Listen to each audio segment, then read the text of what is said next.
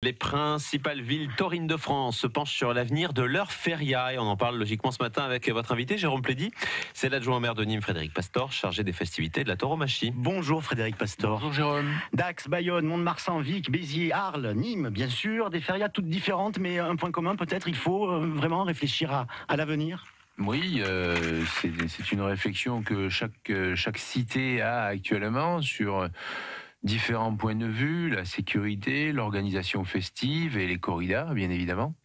C'est quoi la principale préoccupation? C'est la baisse de fréquentation? Toutes les villes taurines la ressentent? Je crois qu'il y a un constat général qui est fait sur la baisse de fréquentation et je pense que la réflexion commune qui est portée sur chaque ville, avec des spécificités bien particulières, bien évidemment, c'est de revoir un petit peu le calendrier taurin de chaque ville, évidemment.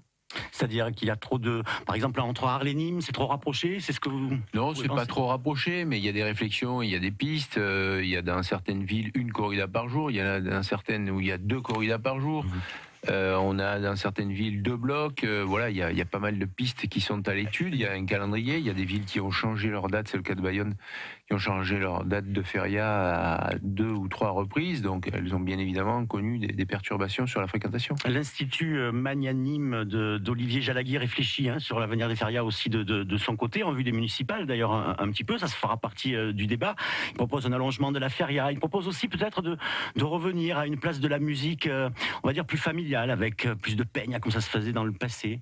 Est-ce que c'est une piste de réflexion? Parce que c'est vrai que cette ambiance de feria, elle est moins familiale que depuis quelques temps. Elle est moins familiale, mais en revanche, vous avez pu constater déjà dès cette année, on a inversé un petit peu la tendance, puisqu'on a privilégié un peu plus le public en ville. On peut dire que c'est pas toutes les personnes qui viennent sur la ville qui vont aux arènes, donc on pense aussi à eux. Il y a une continuité dans la réflexion sur ces sujets-là. Le Victor Hugo, le boulevard Victor Hugo, c'est le centre névralgique de la fête.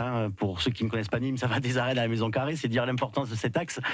Musique très forte, des baraques à frites, des restos. Est-ce qu'il ne faut pas un petit peu imaginer quelque chose de, là encore, peut-être de plus festif, de plus sympathique? Ça aussi, si vous me permettez l'expression, c'est un petit peu dans les tuyaux, justement, de réfléchir pour cette jeunesse. Qu'est-ce qu'on peut faire avec des créneaux différents, tout en pouvant occuper aussi le boulevard, parce que c'est vrai qu'il y a une grosse affluence avec un public jeune, mais je pense qu'on doit l'orienter aussi de façon différente.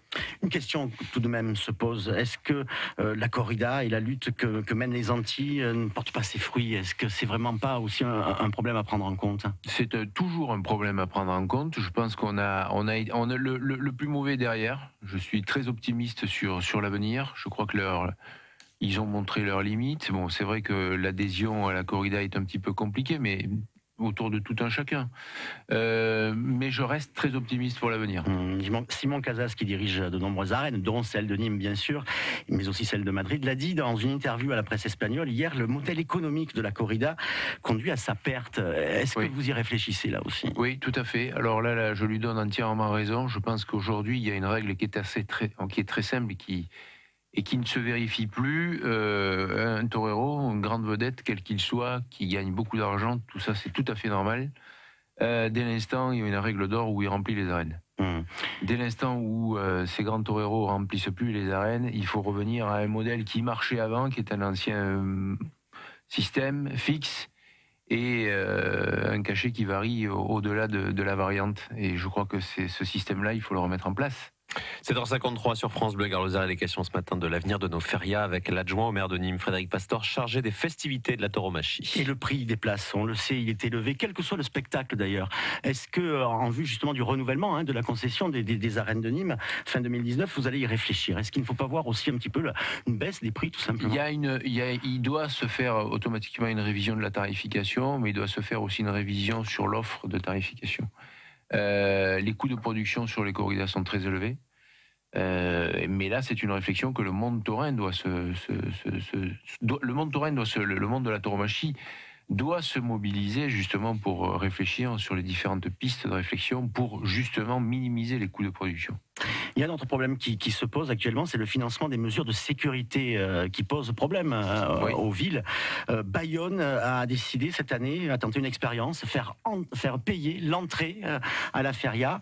Résultat, 118 000 entrées à 8 € sur les 3 jours. Cela fait près d'1 million d'euros si mes comptes sont bons. Est-ce que c'est quelque chose qu'on pourrait imaginer dans une ville comme Nîmes et lors d'une feria comme celle de Nîmes? Non, impossible. Pourquoi? D'abord, c'est pas à l'ordre du jour. Et puis, si vous connaissez Bayonne, l'espace festif est très facilement, on peut très facilement le fermer, le contrôler. Nous, justement, on a cette particularité dans notre ville d'avoir un espace festif très varié, très large.